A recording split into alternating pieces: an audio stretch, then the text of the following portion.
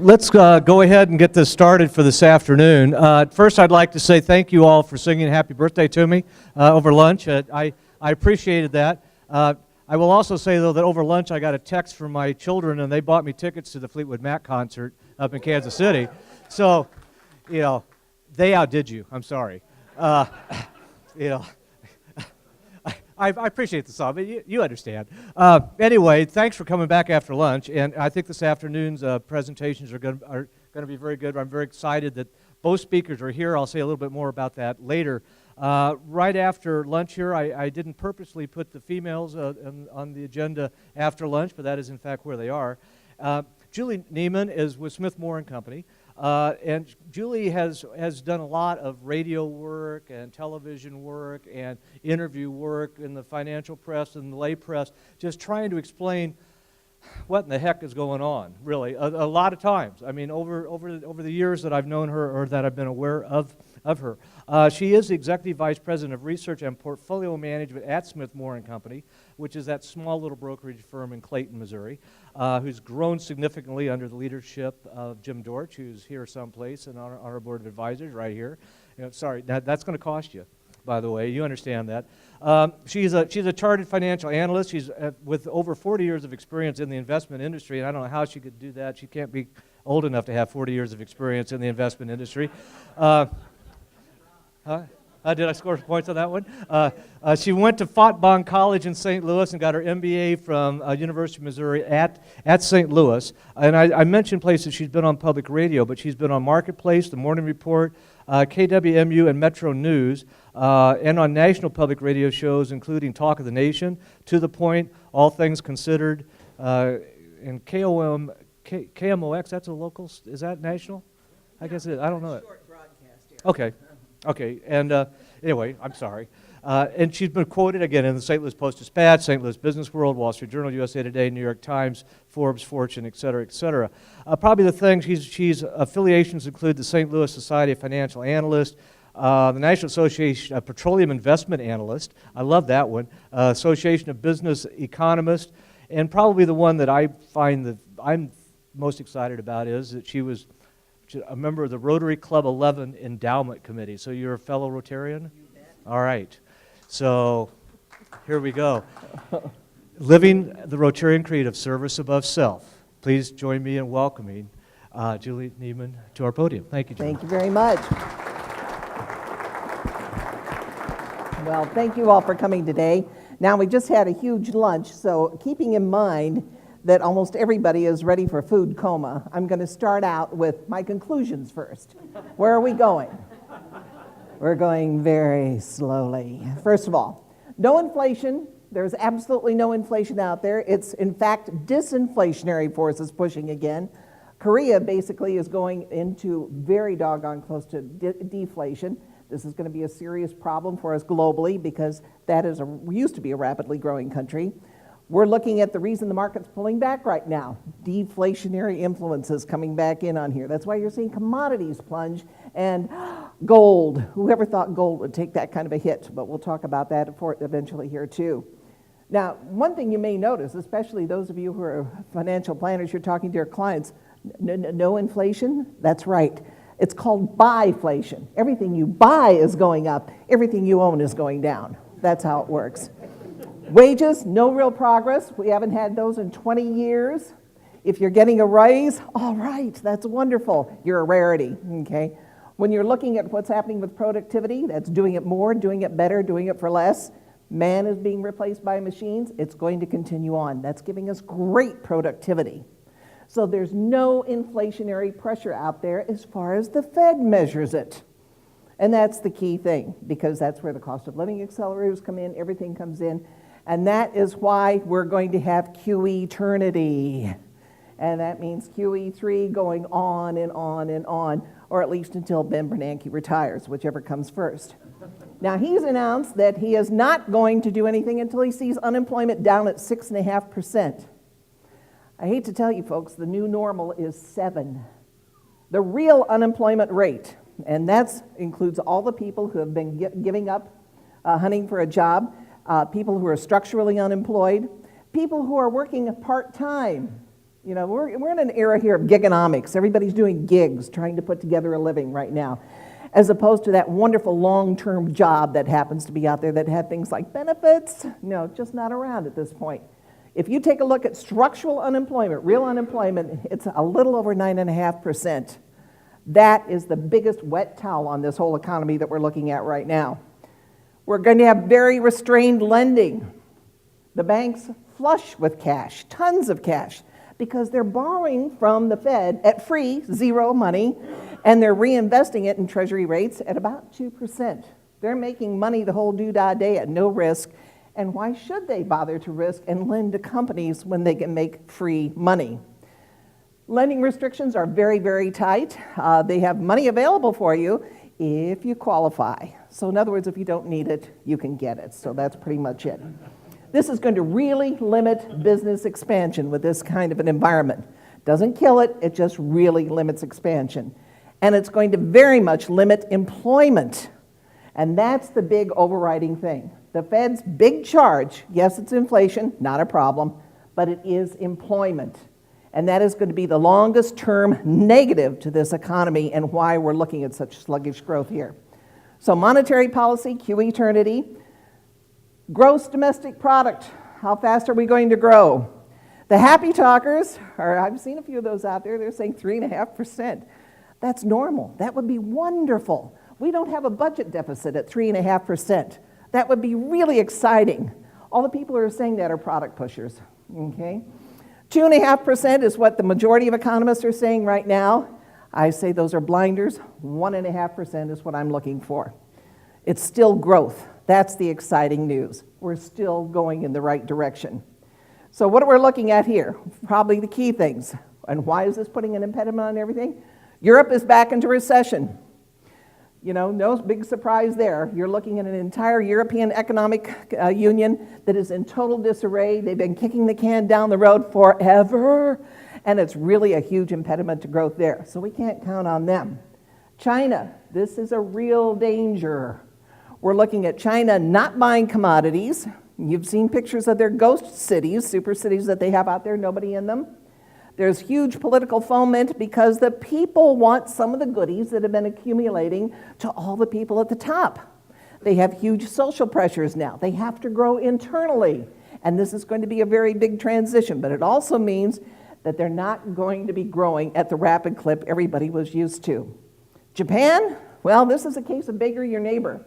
They just took a look at how we're doing QE and decided, wow, this is the neatest thing since sliced bread. Let's do it. And that's what they're doing, full tilt, but it's really going to cost all of their trading neighbors. Southeast Asia is going to be twisting in the wind simply because of it. So this is the reason that we're looking at very, very slow growth here in the United States. So bottom line, what recovery? You know, we're slowly working our way out here. This has been an unusual recession. In fact, I don't even think it was a recession.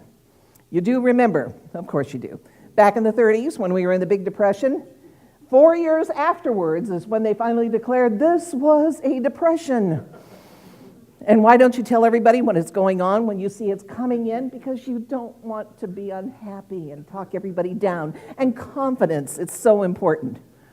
I'm of the opinion a realistic approach to things means that you're able to deal with it then as it's happening. So this was no recession, this was a depression. A balance sheet depression. Recessions are inventory caused. You build up too much inventory, everybody gets laid off, it goes down, you crash down. And here's the big difference. This is a recession, a V shape. You go down, you come right back up. A depression is you go down and you go sideways. And very, very slowly you start to climb out. It's not even a question of depth. It's how long it goes on. And the good news is it is slowly starting to turn up now. So are we still continuing on a depression? No, but we're working our way out of the biggest disaster we have ever had in our financial history. And the marvelous thing about it is we did it to ourselves. So from this point on, if I have you food coma, we're going to go with why we got here, how we got here, and how we get out. Two parts to this whole coming out of it, after the big crash in 2008, was the stimulus, and here's how it worked.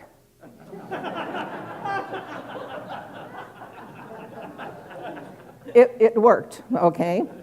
The one part we know that did work was the money that went to state and local governments. That we do know worked, simply because state and local governments were looking at laying everybody off. It was absolutely catastrophic. The money that went to state and local governments kept people employed, kept teachers employed, kept lawyers employed, kept everybody in civil service employed, a positive thing. It didn't make it any worse, even as everybody else was laying off the rest of America. Now we've got the trade-off, though. Now we've got, because of sequestration and virtually everything else, everybody's being laid off at state and local and national governments, but private employment is beginning to pick up. So that's the positive thing. Where the rest of the money went was down the proverbial rat hole, okay? Shovel-ready, no such thing as shovel-ready projects.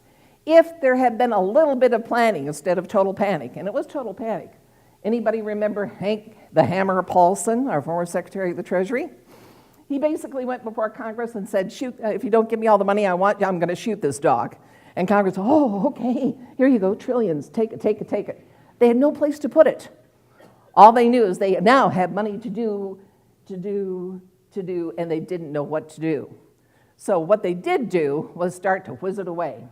If it had gone into infrastructure, which we've known for years has been a huge problem, that would have had a great long-term sustainable situation.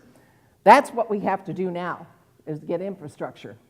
If you take a look at our ports, our ocean ports, hugely crumbling, major problem with international trade. Other ports are in significantly better shape. We've got huge bottlenecks in Houston and Los Angeles, and so those are the worst ones. We need to rebuild our ports.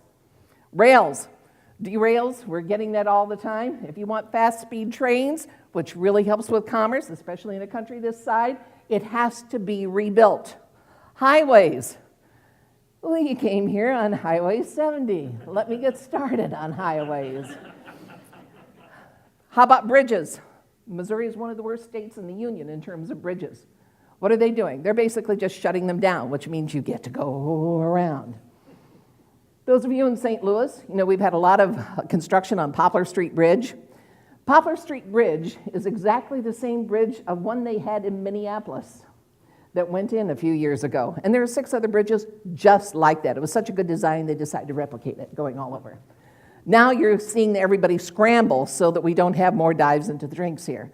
But that is the situation with our infrastructure here in the United States. It's awful.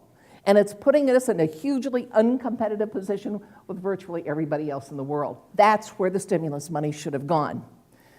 Where we're likely to see more money going into that area, that's a positive, and I think ultimately we will be seeing it. So much for the stimulus. But this Band-Aid approach was really the worst possible way to do it. It stopped the bleeding, but it didn't do anything to move us out of the situation. The second part of this stimulus, or rather the program to get us out of the Depression recession, was the bailout. The bailout. Who did it exactly bail out? Now, I know that's pretty small print there. Let me tell you who they bailed out. Citigroup, bailout aid, $476 million. Pay and bonuses, $93 million.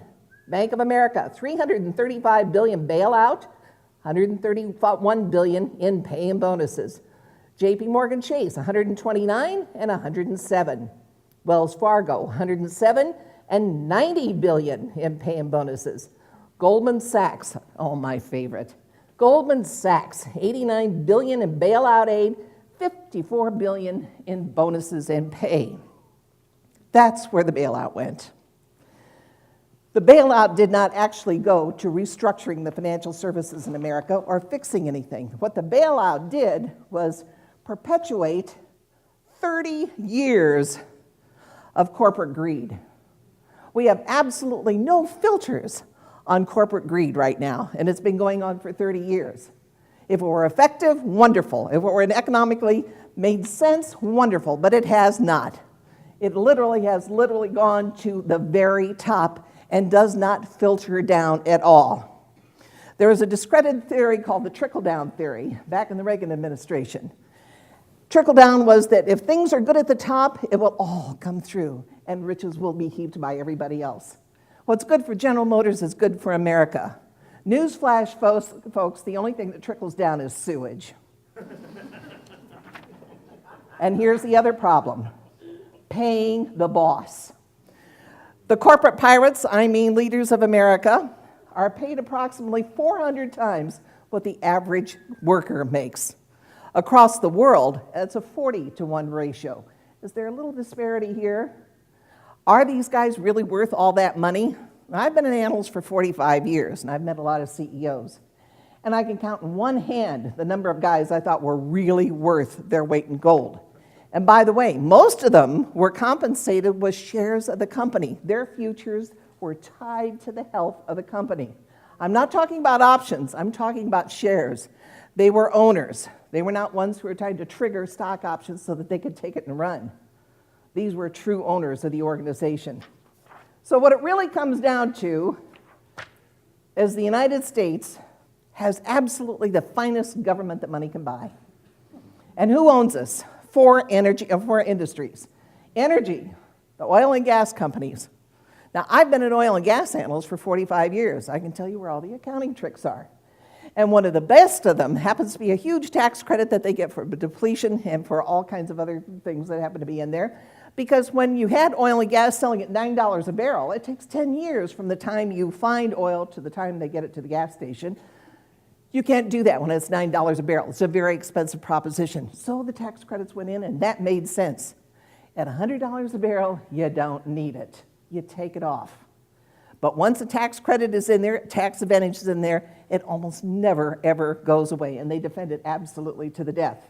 Energy. Agriculture. Do you realize that we could eliminate a significant portion of our foreign aid program if we did not subsidize sugar?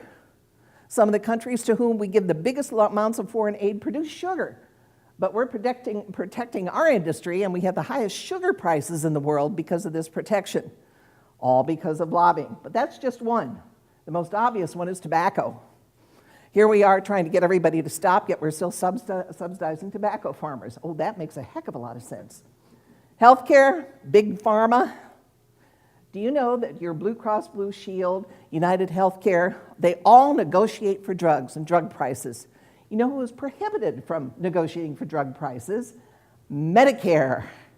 They have to pay full retail price because of a special deal they got through Congress. That's a wonderful thing. And my industry, financial services.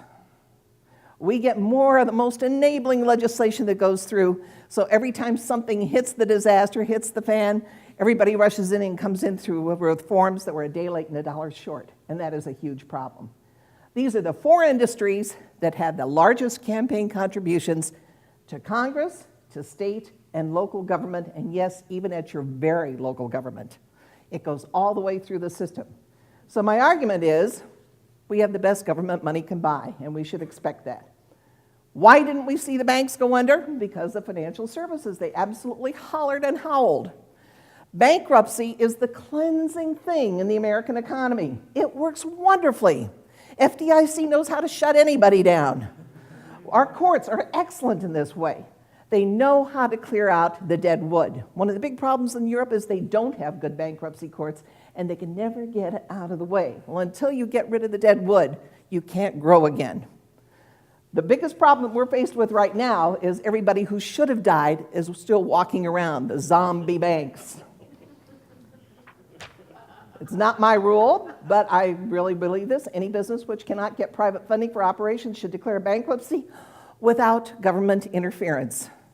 It is painful, but it's necessary, and it's the cleansing process. So there are the two things that made this big recession into a depression. We did it to ourselves. And then just add a little salt in the wound. We went over the fiscal cliff like Thelma and Louise. All the disincentives were supposed to be there so that it wouldn't happen. This was such a horrible outcome, everybody will be rational and sit down and negotiate. Did they do it? Yeah, right. So we went over the top, and what do we have to thank for it right now? Well, a lot of people are saying, hey, nothing happened. Well, that's right, it didn't blow up, but here's what's coming. Higher taxes. We're already seeing the impact of that. Any economist will tell you when you're coming out of a deep, deep recession/depression, what you don't do is raise taxes. You want to keep coins in the jeans of the consumer. And when the consumer accounts for 70% of your economic growth, you better keep some coins in the jeans here. But no, we're raising taxes here. And we're not raising taxes on the people who spend. Yes, that's a big area. But the people who are saving, namely the ultra-rich, aren't getting tax increases or not meaningful ones. So it's heading to the wrong places. So what's our forecast here? 3 economic perspectives. The glass is half empty, the glass is half full. What glass? As we know, economists have not been exactly sterling in their outlooks or accuracy in their outlooks of what's coming down the pike. This has been an amazing period of time where very few forecasts have been accurate. And the biggest reason being, you tell me what Congress is going to do. It really defies everything that's been going on in traditional economic moves. The textbooks don't work. You're having to be a political economist as well. So here's our economy. Very vulnerable. The shocks are out there. Plenty of things can go wrong. But good news is we're swimming. We're still swimming. The biggest thing we have, though, is debt, a huge amount of debt. And that's what basically took us into this. This is debt recession. And it's a global debt situation. We got into it because of the mother of all bubbles, the housing bubble. Anybody remember back to 2000? Nothing but net, Y2K. That year, Pets.com was one of the big sponsors of the Super Bowl, the talking sock puppet. Okay? Pets.com had a market capitalization bigger than Microsoft, a real company. We knew this was speculation. We knew this was idiocy, yet everybody still continued to buy .com anything. We knew it was going to blow up, and it did. The difference with this was one that went through the entire American economy. Real estate, oh, we know they're not making any more. It only goes up. When they started interviewing people in Miami, Florida, hairdressers who had 4 and 5 condominiums and were flipping them, game over, boys and girls, when anybody can get into it, and that's what was happening. Who was letting it happen? Why, our friendly bankers and the liar loans. No money down, no deposits, no collateral, no credit checks, no anything. What were they doing? Doing nothing but getting the fees. This amount of debt, unfortunately, is deflationary. Debt is inherently deflationary. And that's why we can't make any progress moving here. It absolutely offsets any kind of economic growth that you have going on until you get rid of the debt. How do we get there? Well, for you youngsters in the crowd, I'm going to give you an alphabet soup lesson. SIVs, CDOs, CMOs, CLOs, CRAPOs, these were all the wonderful instruments of mass terror that were going on in the financial services industry. These debt instruments had no value. They were taking mortgages or some asset, packaging them, slicing and dicing, and then selling it out to every institutional portfolio that happened to be out there.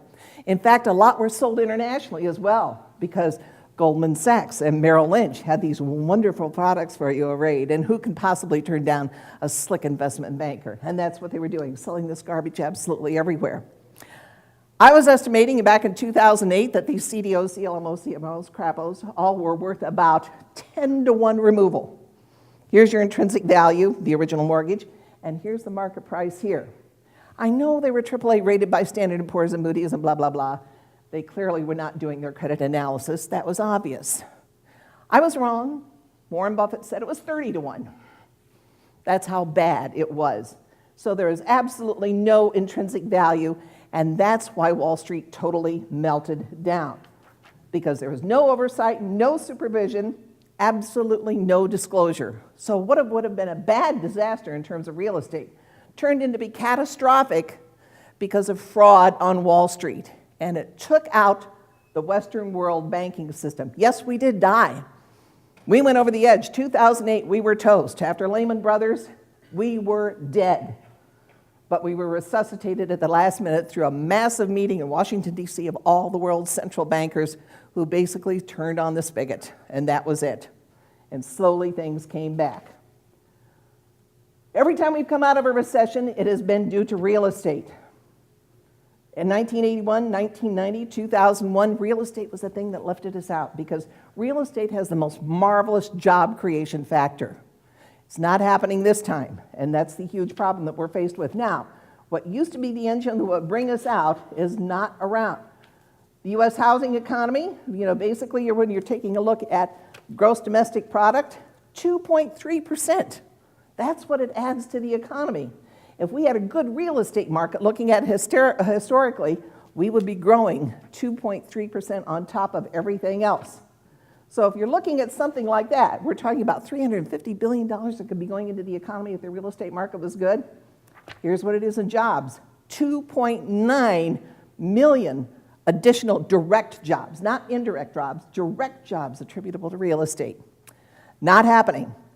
What we are seeing now with real estate is a little bit of a resurrection. That's a good thing. But we're nowhere close to going back to where we were. Why?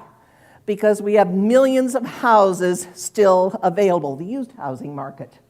Not only the ones that are currently available, but something called the shadow inventory. The banks are holding massive amounts of real estate that they haven't even put onto the real estate market because they don't want to depress prices. It's called the shadow inventory.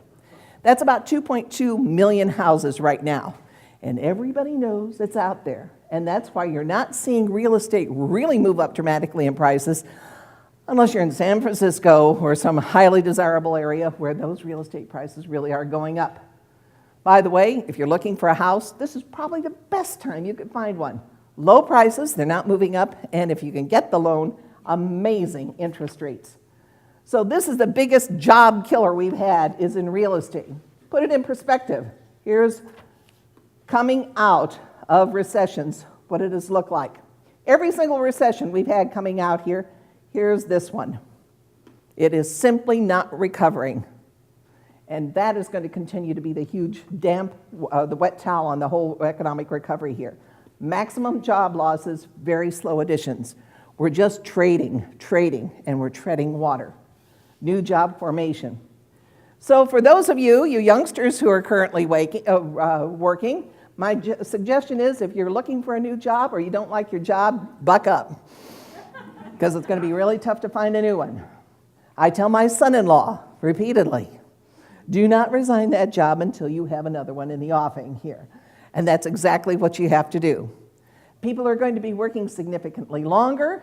They're going to be sullen but not rebellious in terms of where the jobs are because new job formation is going to continue to be very difficult. And who's being laid off? Well, the great jobs. Anybody here interested in oil and gas drilling? Anybody want to drive an over-the-road truck? Welding. Oh my gosh. Welding up in North Dakota, $65,000 a year if you can weld. That's where the jobs are. And what are you training for? Office work. Office work is where machines are replacing man right on down the line. And that's where you're seeing the biggest number of layoffs and where people are not being rehired. So that's a huge, huge problem.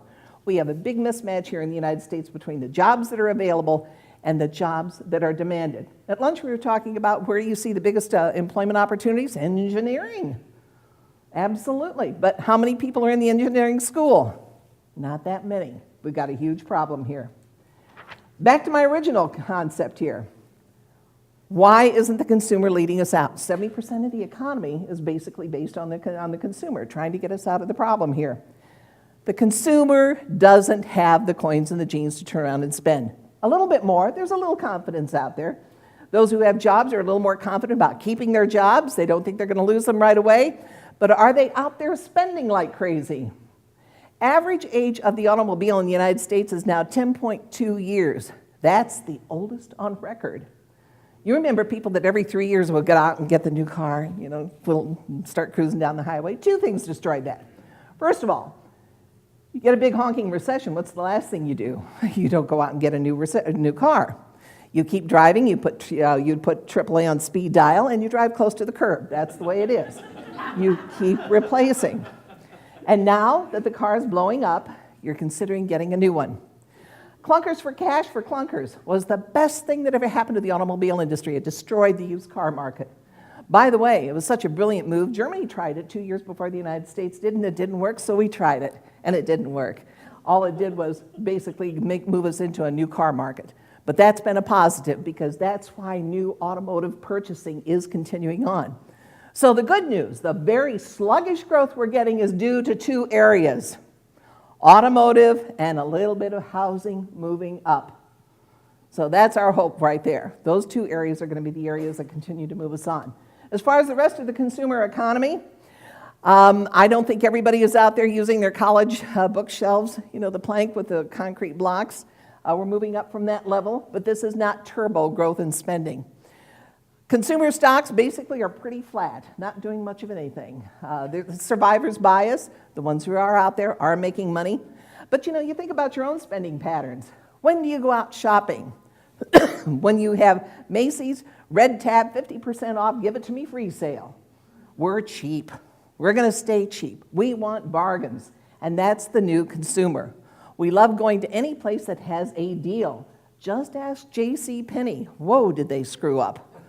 Nobody will go unless they have a sale. And that's what the American consumer has been for the last few years. We want our deals, and we're not going to go shop until we do. By the way, two of the hottest stores going happen to be Dollar Store and Family Dollar. So that lets you know what the consumer is there.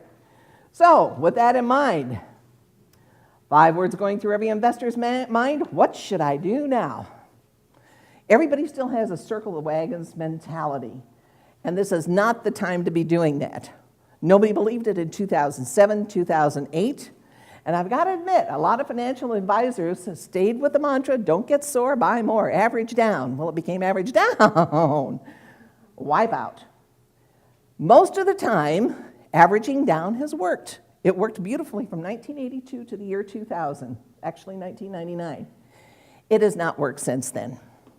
You have to be aware of what sectors to be in, because this is an entirely different economy. I hate to say it, partner, but there's not a lot here, and it's getting harder to find market returns here, and that's the biggest problem. Where are you going to get the returns? Overcoming consumers' problems, market emotions here. You start out optimism, excitement, thrill, euphoria, anxiety, denial, fear, desperation, panic, capitulation, despondency, depression. We're almost to the hope level here. People are beginning to see that, yes, there is going to be an end to it. But we're definitely not in the relief and the optimism period here. So we are going through this cycle of emotions. The good news is, yes, there is hope, and it's not a place in Arkansas. Let's talk about individual sectors here. How about the bond market? Dead on arrival, Well, when inflation, low as it is about 1.5%, 2%, real rate of inflation is probably closer to 3.5%, and you're buying bonds at zero, nada, treasuries, I'd say there probably is a bubble in the treasury market. But even as I say that, people are going to still continue to buy there. Why? Because it's a warehouse of safety. Globally, people know that if they put their money in here, in spite of stupid Congress and saying they're not going to pay their debts at one point, this is still the safest place to be. That's why you see foreign money still coming over here, even at these interest rates that are poking the eye with a sharp stick, okay? So there is not a huge bond bubble out there. There are good returns in various sectors of the bond market, but the sectors in the bond market also require trading. And that's what you're seeing now, is a lot of turnover within the bond market. New issues have not been that big, even though that's a great way for corporations to raise funds, they don't need it. So you haven't seen new issues flooding the market. The only ones who have been out there are the ones who need it, namely the junk bond markets. Remember, there's a difference between junk and trash. Junk bond markets are high yield when you're at the beginning of a credit cycle. In other words, you've been through the worst. Junk bonds are a good place to be because everybody who couldn't make it is already dead. What you want to be careful of, though, are the ones who are now getting new funding. Who are those people? The leverage buyout kids. Yes, the hedgies are at it, and they're moving very quickly. They're going in, buying companies, taking out all the cash, and then issuing securities, largely debt. They will all die. We have Hostess. This is one. Wonder Bread, okay? They're doing leverage buyouts on it, anybody who's taking over certain portions of it. CPI tried to do the same thing in St. Louis. These are the folks at the Sears photo stores and everything. The guys, the hedgies who took it over, took out all the cash, issued debt, and the debt holders are the ones left holding the bags on the latest liquidation, and it will go into liquidation. Those are the kinds of trash bonds you have to avoid. Anybody who's doing financial engineering, watch out. If it's a company that's been around, that is cyclical, that is going to survive, that's where you want the bonds, the junk bonds. Those are viable. Now here's the kicker. How do you know as an investor? Buying individual issues is almost impossible for you as the individual investor. So you go with a fund manager. The more the yield is, the more danger there happens to be out there, rule of thumb. So go with the junk bond funds that have a respectable quality and have the lower yields. It's a substitute for stocks as opposed to bonds. Consider them as part of your bond portfolio, only as the stock portion of it, higher yield. This was the longer term trend. This is the bond market. It's been a beautiful, beautiful rally all the way through. Interest rates just going down, down, down. By the way, those of you who've heard me before, that's my hero. Yes, that's Alan Greenspan. I always refer to him as Uncle Al, the banker's pal, could not stand the man. Have you ever listened to his testimony before Congress? He would say, well, Senator, that's a brilliant question. Senator, what do you think on this? And of course, Congress would preen and everything. The man never said anything that anybody could understand anyway. It was green Spanish, we called it, trying to figure out what the heck he said. One thing we do know, he kept monetary policy way too loose, way too long. He caused this buildup. He caused this catastrophe by cheap money. When you have cheap money, people take it and do stupid things like buy too much real estate.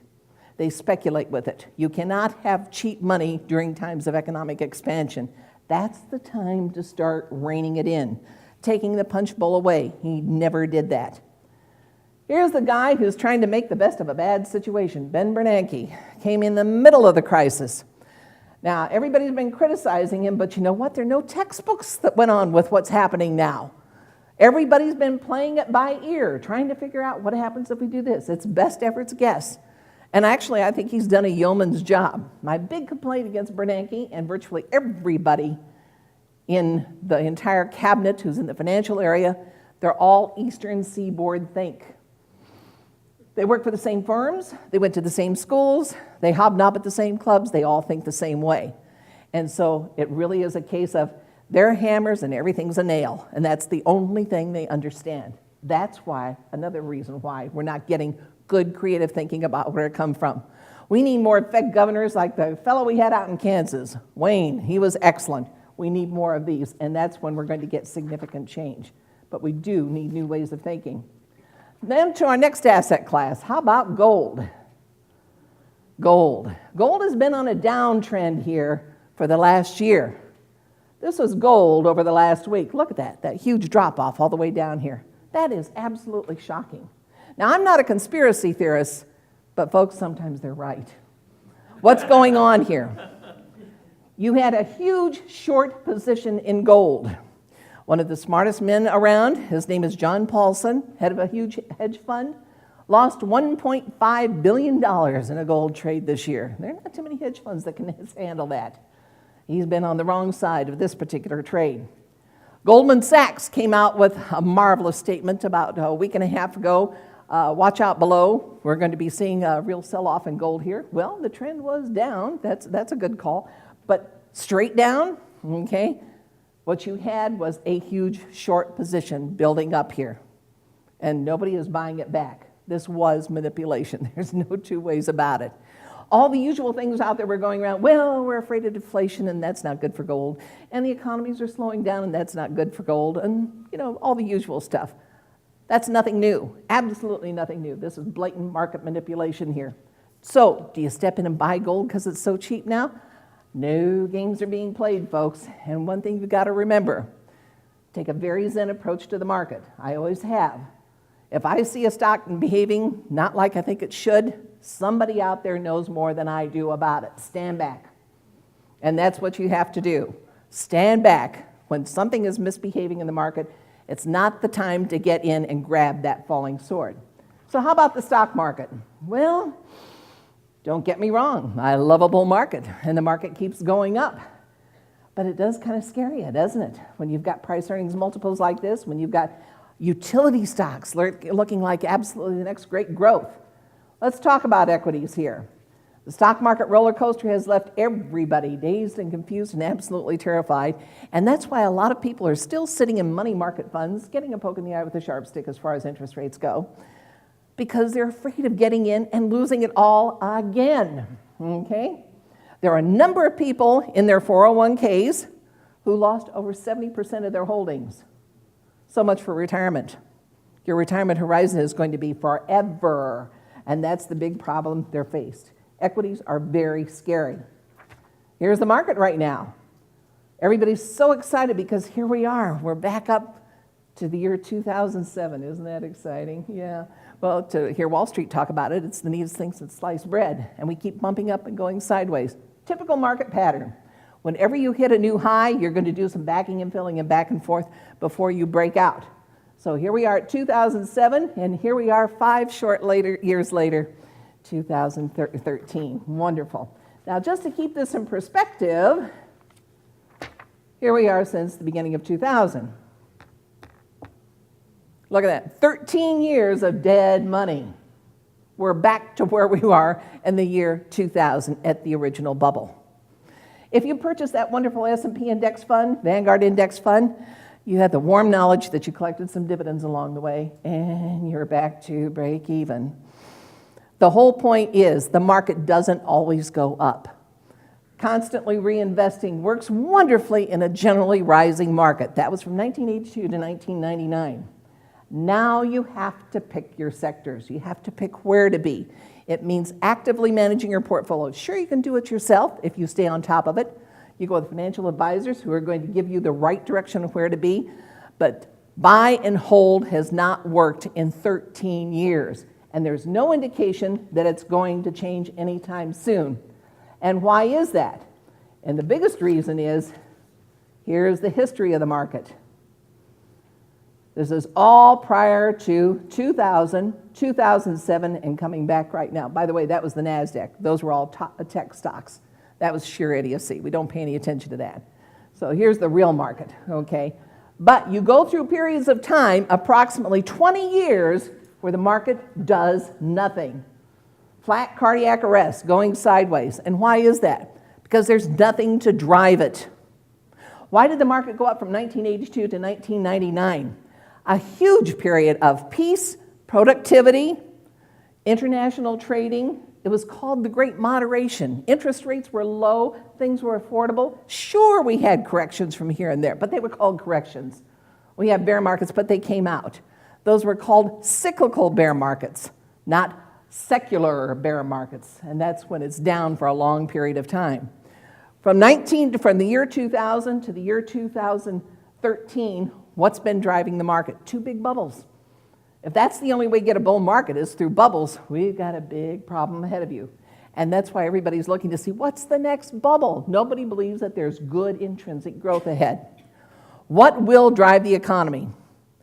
Is it productivity? No, we played that game already. There's nothing out there that's a driver except for one area, and that's the emerging markets. The emerging markets are all of a sudden, they had a wonderful situation. They didn't get to any of this debt trouble. And why didn't they? Because nobody would lend them any money. That works. So they stayed out of trouble. Now, though, they have a population that is, one, becoming slightly more educated and is into consumer things. Why aren't we building out infrastructure in a lot of places? Because we have cell phones and technology. They don't need the infrastructure. They can grow without it. It's a wonderful thing.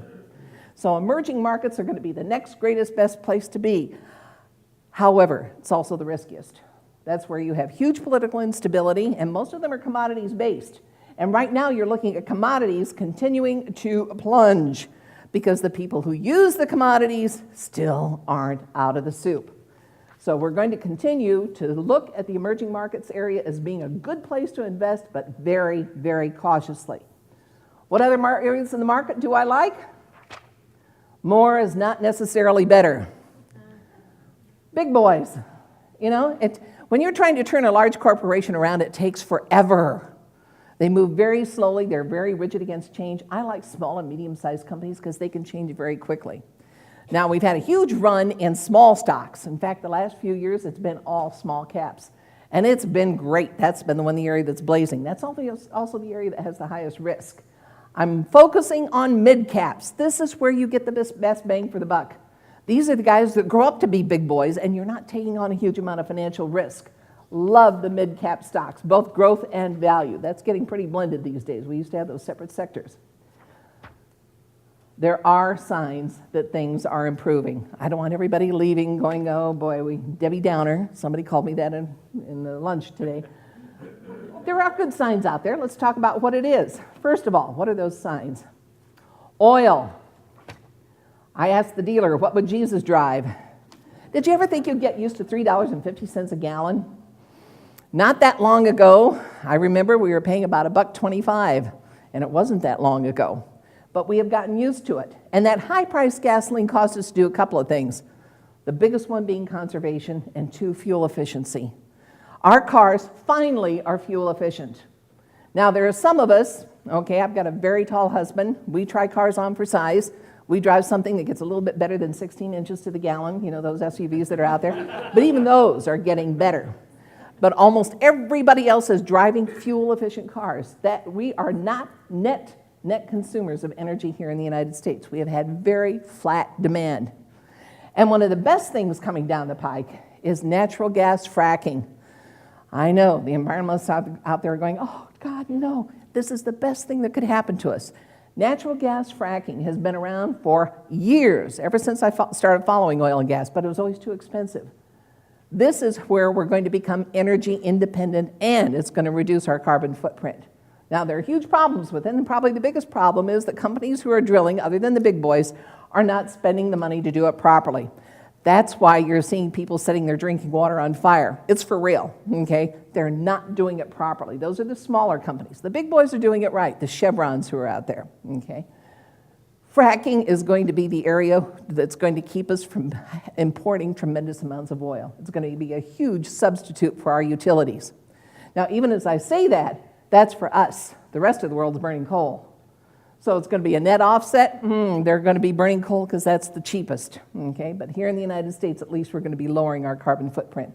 And it also means that we're going to be looking at gasoline prices also continuing to be relatively reasonable. We're not going to $4 a gallon, $5 a gallon. We're going to continue to go down. In fact, I would put $100 a barrel as being the ceiling on oil for the near term, for the next few years. It's just not going anywhere. That's the biggest tax to the consumer right now. If you're putting it into the gas tank instead of the grocery cart, that's a bad substitution effect. More money will be available for consumption if you're not using it to drive around. A real positive thing. Here's the other positive thing, and that is at least we're not the Eurozone. You think it's bad here. It's really bad over there. There are major stumbles to recovery for all of them, and all of them are political. In all likelihood, I think we're going to see a substantial restructuring of the European Economic Community and the Union. And that being the ones who should never have been in will be ushered out in orderly fashion. Greece, Portugal, Cyprus. Cyprus really was a catastrophic situation. Everybody poo-pooed it because of the small size of the country. But they happen to be a huge international banking hiding your money hub. That's where a lot of hot money was at, a lot of drug laundering money, and yeah, the ones who took it on the chin were the Russians. 40% of the deposits were the Russian oligarchs. When you've got shelters like that all over the world, and we need substantial restructuring in the international banking system, you're going to see a lot of corruption and money flow through that is non-productive going through. But the Eurozone has even bigger problems, and they have to deal with it, and that's lack of total productivity. You know, bottom line is, Germany is getting really tired of taking care of everybody.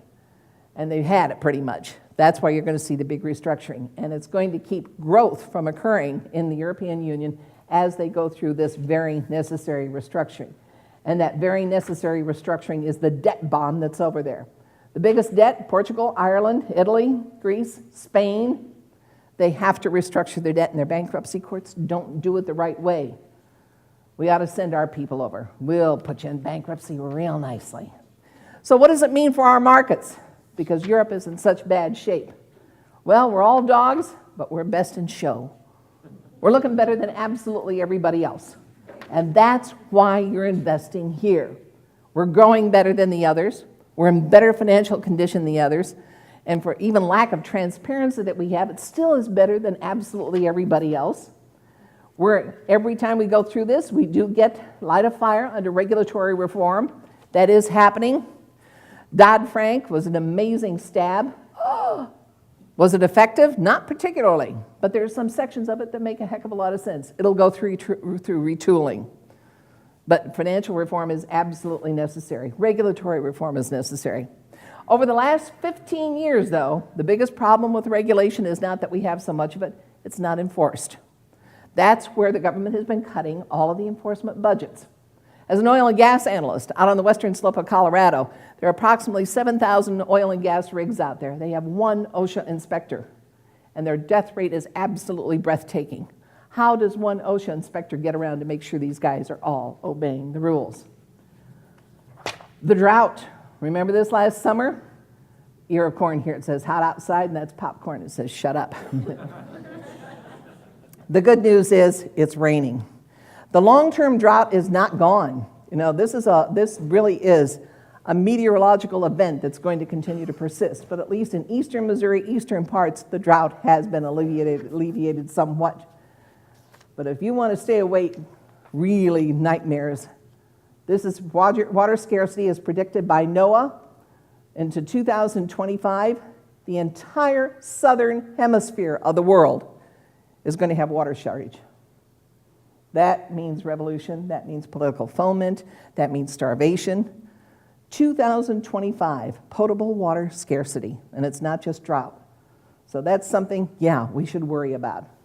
Put that into that planning calculator here. Now, in spite of all that, I know that I'm, running out of time, so let me move along quickly here. A couple of investing truths. As financial planners, we come across this all the time. Also, as students, something I want you to very much be aware of. First of all, this kind of a market is all about risk management. Are there any soccer players there? You'll understand what this picture is about.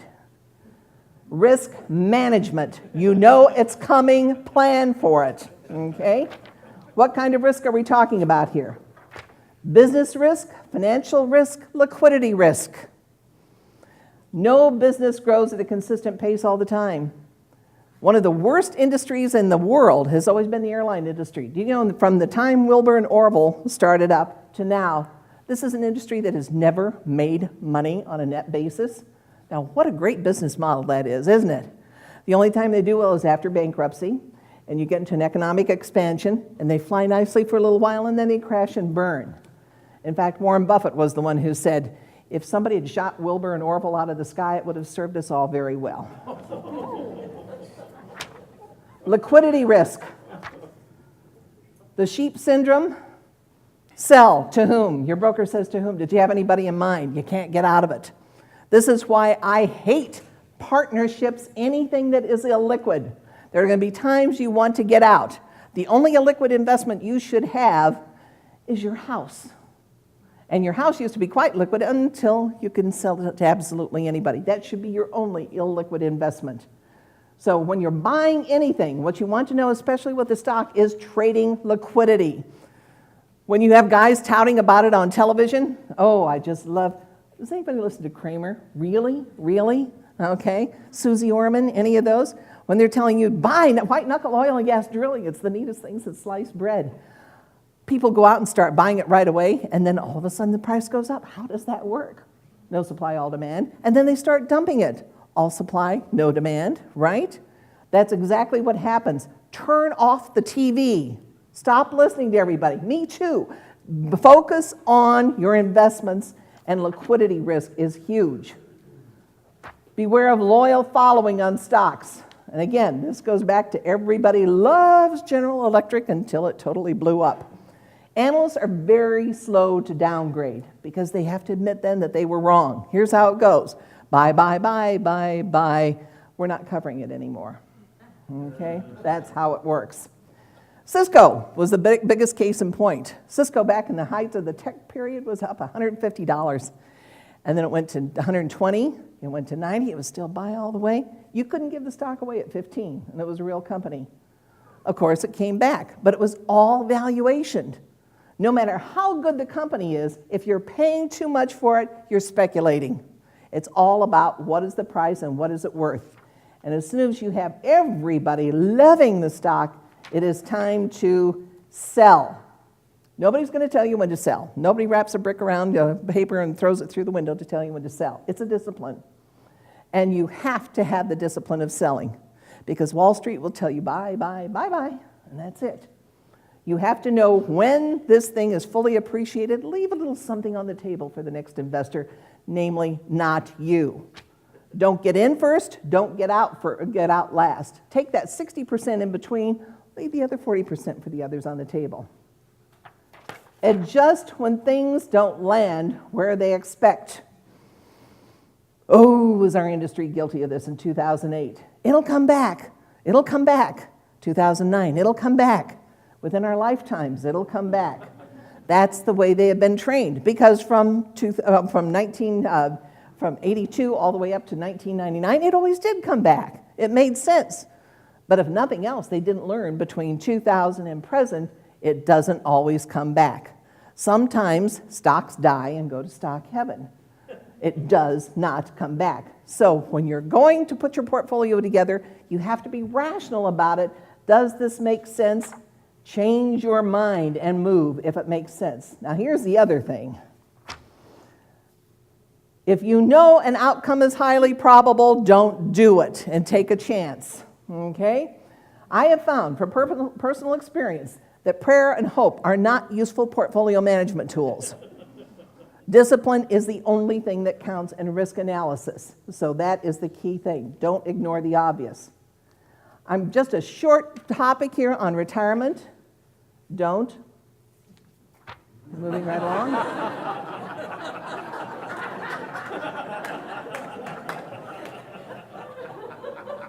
Do you realize you're going to have $250,000 just to cover health care in retirement? Tell that to your clients. $250,000. Oh, and then you'll want food too, other than that. Who's giving you advice? State of Missouri has very few regulations on who can give you advice. It's all in how they change their names out there. Your CFPs, good stuff, okay? The discipline of it. People can trust you, but people have to be very, very careful about who's out there giving them advice. Wherever there's money, there are always scams. Here's the biggest problem we're faced: analysis paralysis. People cannot pull the trigger. They're afraid to move, they're afraid to put the money to work, and this is a huge problem because they're going to continue to get 1/10 of 1% and a poke in the eye with a sharp stick in the money market because of fear. It's not only a huge opportunity cost, it's costing you from an inflation standpoint. So from this point on, we are growing glacially, but it's not a market that's going to take everything up. You just have to have better vision out there and staying on top of your investments and being sure where you're going and does it make sense for your financial progress. And here is our blazing speed. The economy is going to move along steadily, in my opinion. I think about 1.5%. Sectors will do well and then pull back here. That's probably the key thing. But the biggest thing you have to face as a financial planner is an entire refocus on your nature of your customer, because it's not just about making money, but their needs right now. They want to talk, they want to listen, they're deathly afraid, and they have every reason to be. So it's finding the right things for them to do. I know I've exactly hit my time. If anybody has any questions, I'll move off to the side here. Thank you so much for your kind attention.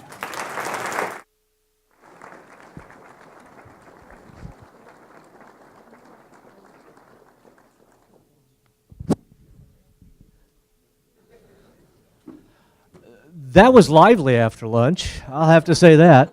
Here's a little token of our appreciation from the university. Thank you so much. And, well, thank you for coming down. Are there any questions for her before I introduce Anna? Is there a question? Yeah. What's your thoughts on the agricultural land, ag production land shooting up? Land prices, yes, agriculture prices. Two things on that. One, we have not hit the silly season on that because of the amount of the mortgages that they're taking out on it. It's very low interest. Certain areas are really good. You're bringing a lot of marginal land in production, which I think is absolute nonsense because we're going to have water problems. Illinois is going to have huge water problems, okay? So the pricing should be a real caution here. But I don't think it's a bubble at this point simply because interest rates are continuing to be low. Would I rush out and buy some? I don't know anything about it, okay? So you'd have to have somebody who really knows the quality of the property that you're getting involved in. Early on, you seemed to indicate that Washington was exacerbating the problem. Do we Yes. see a hope there? Oh, I have my solutions. See, here's the problem. You know what needs to be done. I know what needs to be done. Why aren't they doing it?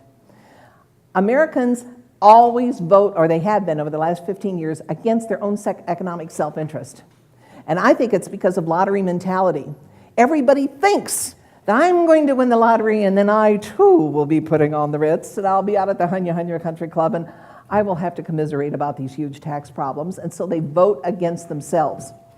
All the legislation has gone through on taxing hit the middle class, and only nominally at the 1%. Okay, so that's the way the tax laws have been going. Protection of absolute nonsense tax breaks that have no economic merit other than to preserve somebody's tax bracket. Okay, but we continue to vote it. So who's to blame? We are. We're not informed voters. We are. We've got a problem here. And Washington will continue to buy our legislators as they have, the four major businesses continue to buy as they have been. So do I see a solution to it? Yeah, campaign finance reform. But one of the biggest reformers was John McCain, and he came out against it. He had a perfectly good law that he put through, and he wanted to loosen it up. And why did he? Well, all you have to do is there are several good websites that you can find out how much was contributed to his campaigns. Money talks. Think about who used to own Missouri legislature, right? Lock, stock, and barrel, Anheuser-Busch. Anheuser-Busch had more money out all over the state, totally preventing any new breweries coming in. And it wasn't until they were blown up by AB InBev, okay, that all of a sudden microbreweries are coming out everywhere. Love this stuff, okay? But that's competition. Had they taken it to the Justice Department, it probably would have been struck down. But oh my gosh, they had money going over the entire Missouri state. We're to blame. I think we've done it. Join me in thanking her again. Thank you.